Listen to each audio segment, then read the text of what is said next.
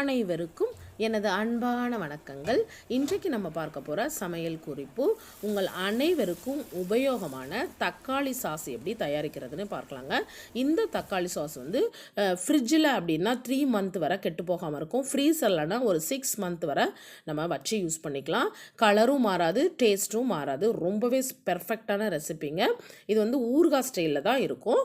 அப்புறம் இந்த சாஸ் மெயினாக பிட்ஸாலையும் பாஸ்தாவில் ஸ்பகேட்டியில் ப்ளஸ் சப்பாத்தியில் கூட நம்ம ஒரு 2 டேபிள் ஸ்பூன் ஸ்ப்ரெட் பண்ணிவிட்டு மேலே சீஸ் தூவி ரோல் பண்ணி சாப்பிடலாம். அப்புறம் ப்ரெட்லையும் நம்ம நார்மலாக ப்ரெட்டில் இதை அப்ளை பண்ணிவிட்டு சீஸ் போட்டு அப்படியே நீங்கள் டோஸ்ட் பண்ணி சாப்பிட்டிங்கன்னா ரொம்பவே சூப்பராக இருக்கும். இப்போ இது எப்படி தயாரிக்கிறதுன்னு பார்க்கலாம். நான் ஒரு 10 நல்ல கனிஞ்ச தக்காளி பழம் எடுத்துருக்கேங்க. நல்ல பாருங்கள் என்ன ஒரு அருமையான கலரில் இருக்குன்னு. இது நாட்டு தக்காளி.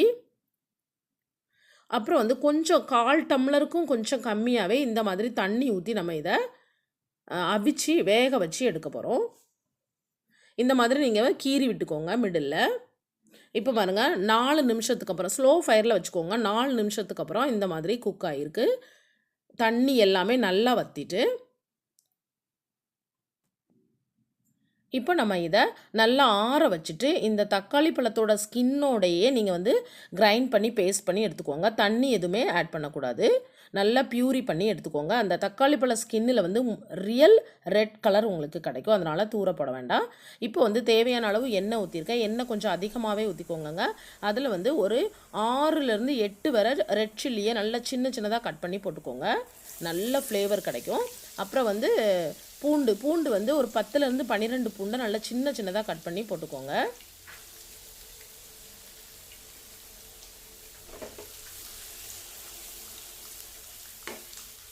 இதை நல்லா நம்ம ரொம்ப ப்ரௌன் கலர் ஆக வேண்டாம். ஓரளவு நல்ல அந்த கலர் லைட்டாக சேஞ்ச் ஆகும்போது நம்ம இதில் வெங்காயத்தை போட்டுடலாம். வெங்காயம் ஒரே ஒரு வெங்காயம் மட்டும் போட்டுக்கோங்க. நல்லா சின்னதாக கட் பண்ணி போட்டுக்கோங்க.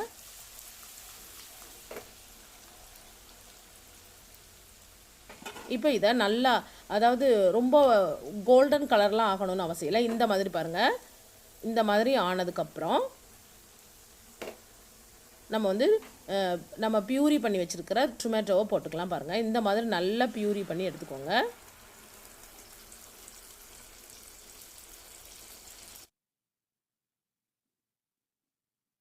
இப்போ கேஸை நல்லா ஸ்லோ ஃபயரில் வச்சுக்கோங்க. இந்த பியூரி போட்டதுக்கப்புறம் ரொம்ப இந்த இந்த இது நல்லா ரொம்ப தெறிக்கும். ஸோ கேர்ஃபுல்லாக பண்ணுங்கள்.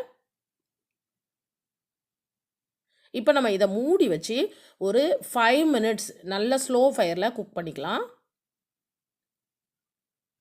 இப்போ நான் 5 மினிட்ஸ்க்கு அப்புறம் ஓப்பன் பண்ணி பார்த்துருக்கேன். பாருங்கள். இப்போ இது அப்படியே கொஞ்சம் கொஞ்சமாக கலர் சேஞ்ச் ஆகிக்கிட்டே போகும். இப்போ இந்த கலரில் இருக்குது.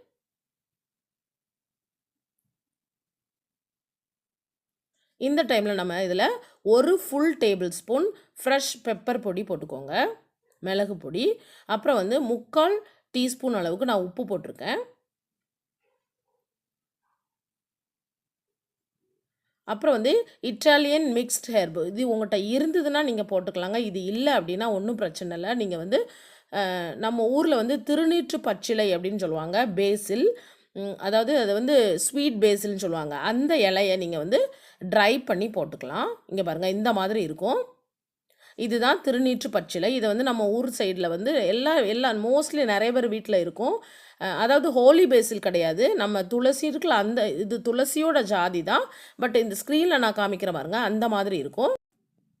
இந்த இலையில் ஒரு 10 இலையை நல்லா சின்னதாக கட் பண்ணி போட்டுக்கோங்க. அப்புறம் 2 டேபிள் ஸ்பூன் கெச்சப் ஆட் பண்ணிவிட்டு மிக்ஸ் பண்ணிவிட்டு நம்ம இதை மூடி வச்சு 10 மினிட்ஸ்க்கு ஸ்லோ ஃபயரில் குக் பண்ணி எடுத்துக்கலாம். இந்த சாஸ் மட்டும் உங்கள் வீட்டில் இருந்தது அப்படின்னா நீங்கள் நினச்ச நேரம்லாம் பாஸ்தா பண்ணலாம், ஸ்பகேட்டி பண்ணலாம். அப்புறம் சப்பாத்தியில் ஸ்ப்ரெட் பண்ணி மேலே சீஸ் துருவி சாப்பிடலாம். இன்னொன்று பாஸ்தா நீங்கள் பாயில் பண்ணி எடுத்தாலே போதும். பாயில் பண்ணி எடுத்துகிட்டு இதில் உங்களுக்கு தேவையான அளவு 2 ஸ்பூனோ 3 ஸ்பூனோ ஆட் பண்ணிவிட்டு சீஸ் அப்ளை பண்ணிவிட்டு சாப்பிட்டா அப்படி சுவையில் இருக்குங்க. அதே மாதிரி பிட்ஸாக்கும் நம்ம பிட்ஸாவில் இது இந்த சாஸ் தான் மெயினாக பயன்படுத்துவோம். நீங்கள் விதவிதமாக பிட்ஸா பண்ணி சாப்பிட்டுக்கலாம். எல்லா பிட்ஸாக்கும் இதுதான் பேசிக் சாஸு. இப்போ பாருங்கள், இது திரும்பி நான் மூடி வச்சுட்டு ஒரு 5 மினிட்ஸ் குக் பண்ணி எடுத்துருக்கேன். இதை வந்து நீங்கள் இது ரெடி ஆகிறதுக்கு வந்து ஒரு 40 நிமிஷம் ஆகுங்க. ஸ்லோ ஃபயரில் மிக்ஸ் பண்ணி விட்டு கொஞ்சம் நேரம் மூடி வச்சு குக் பண்ணி எடுத்துக்கோங்க. லாஸ்ட்டில் வந்து நம்ம முடிக்க போகிற டைமில் வந்து மூடி வைக்க வேண்டாம். ஏன்னா நம்ம அந்த இதில் உள்ள தண்ணி அதில் விழுந்து இந்த சாஸ் வந்து சீக்கிரம் கெட்டு போகிறதுக்கு சான்சஸ் இருக்குது. அதனால் மூடி வைக்காமையே ஒரு லாஸ்ட்டில் ஒரு 5 மினிட்ஸ் வந்து மூடி வைக்காமல் குக் பண்ணி எடுத்துக்கோங்க. பாருங்கள், இந்த கலர் சேஞ்ச் ஆகிக்கிட்டே வருது பாருங்கள். அவ்வளோதான், இப்போ இது ரெடி ஆகிட்டு. இப்பொழுது சுவையான தக்காளி சாஸ் ரெடி ஆகிட்டுங்க. இதே மாதிரி உங்கள் வீட்டில் பண்ணுங்கள்.